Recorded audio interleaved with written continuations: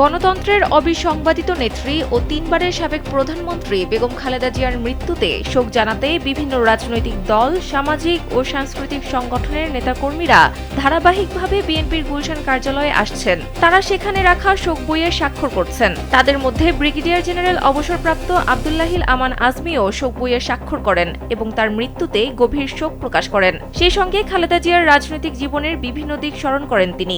এরই মধ্যে বিএনপির চেয়ারম্যান তারেক রহমানের সঙ্গে সাক্ষাৎ করেছেন ব্রিগেডিয়ার জেনারেল অবসরপ্রাপ্ত আব্দুল্লাহিল আমান আজমি।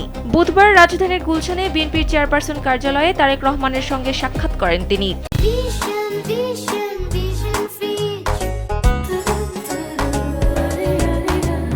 বিএনপির মিডিয়া সেল থেকে এ তথ্য জানানো হয়েছে।